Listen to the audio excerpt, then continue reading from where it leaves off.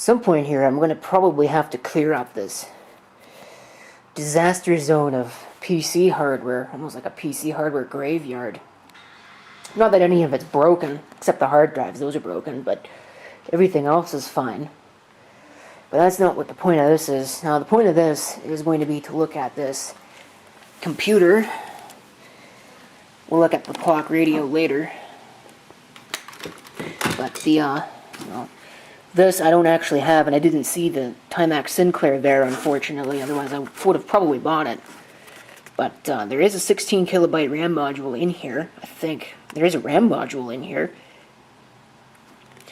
So maybe somebody can get some use out of that if I sell it. Look at how much it cost when it was new. Yikes. Shoppers Drug Mart. Back before drugstores really sold electronics. Yeah, there you can see the price tag. That's way too much for a piece of crap like this, to be quite honest with you. But the thing that interested me about it, number one, is that I know these cases pretty well, and you can put a standard micro ATX board in them, which is what I would like to do. But second of all, well, we'll take a look at it here. Somebody, I guess, didn't like the Compaq branding on it because they've put these stickers all over it. I don't even know what it is because they scratched that out too. But what's more is it's still got the original motherboard in it, so I don't know what's up with that, or at least what I assume is the original motherboard. Standard front panel assortment. It's got the floppy drive. 2 optical drives. One of which, I've never seen a black one of these. I got a bunch of white ones. Or beige ones, I guess, but I've never seen one with the black faceplate.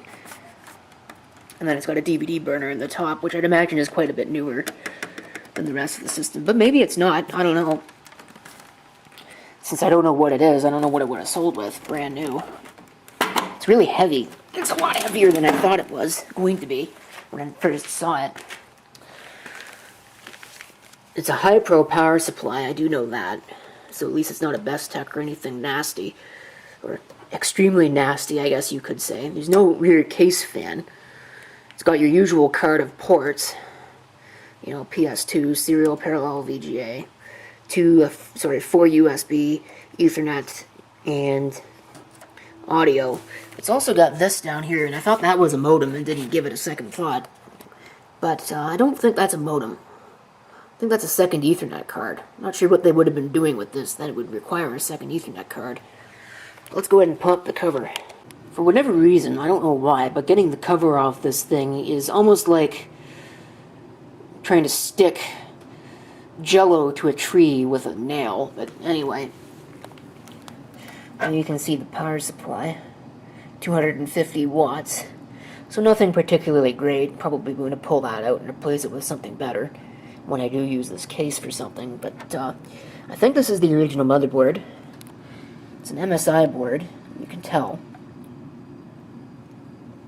But it looks pretty clean-ish. I mean, there's dirt in it, but there's only a couple of bloated capacitors. There's one right there. There's another one down there. None of the voltage regulator caps are blown, and it doesn't look like there's any up here that are bulging or anything, so that's good. But check this out. There's a hard drive in here. I didn't think they were supposed to do that. I thought there was a mandate banning the sale of these things with hard drives at thrift stores, but I guess not, or somebody just forgot about it. Not that I care, because it means that I can peruse this and maybe potentially see what it did in a previous life. Assuming, of course, that the previous owner didn't wipe it, which maybe they did. I don't know. I guess we'll find out. But, it looks like there's nothing too out of the ordinary in this. I'm going to have to blow it out with the air compressor, but I think before I do that, I'm going to power it up. Now, one thing that kind of concerns me a bit is that for whatever reason, it looks like they unplugged the floppy drive, and they also unplugged the second optical drive. So I'm going to have to plug those back in. And then I guess we'll see what this thing does, if it smokes the place out, or if it does something interesting. Okay, be ready to watch this thing explode? Okay, well I don't think it'll explode. Unless the power supply is bad, then it might explode, but I don't think it'll blow up. It's not a Best Tech power supply after all. So, we come back to the mess, power that on, we stand back, just in case it does do anything interesting, which so far it has not. Here we go.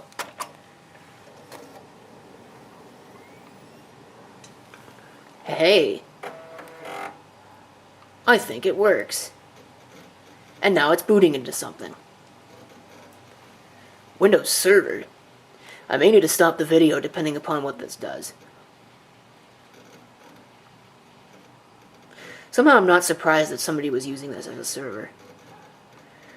Of course, that means I can't necessarily peruse it without finding my password reset disk, and it may not even work anyway, if this thing was used as like a domain controller or something.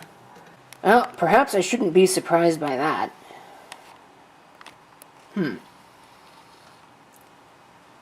Fortunately, I think there are ways around that. Yeah, it turns out it's actually got a clear password jumper on it, dedicated. Isn't that nice? Pretty standard stuff, though. 1 gig of RAM. I could probably upgrade that. I think I've got better stuff in my collection than that. It's a Celeron 2.8, with a 400 megahertz front side bus. Yuck. Okay, well, anyway. I think that's the first time I've seen somebody set that for plug-and-play OS. But everything else seems pretty standard.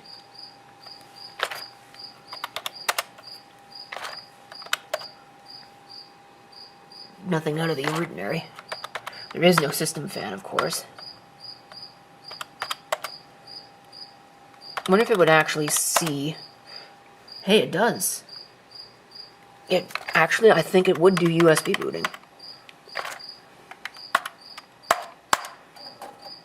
Cool. Alright, I think the key is F12. Or not. Maybe it just won't actually do that for me. Hold on a minute. Okay. I want disk 1. Disk contains unclean file system, blah blah blah. Small risk of losing newly changed files. Do not care, just work. Alright, I'm going to assume I want password reset. So I want to edit users.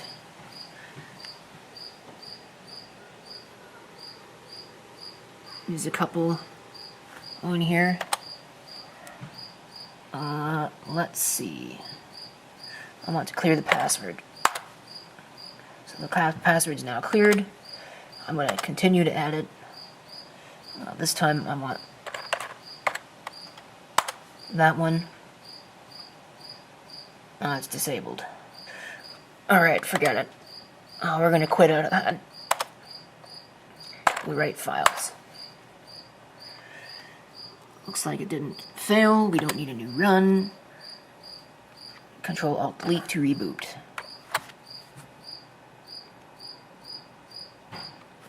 Control-Alt-Delete to reboot. Obviously that doesn't work.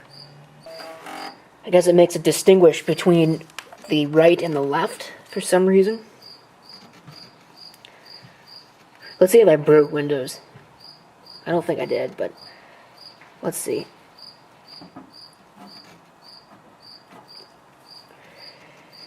Alright, Control-Alt-Delete. Enter. Do not care. Good enough. The evaluation period for this copy of Windows has ended. Will it let me log in anyway?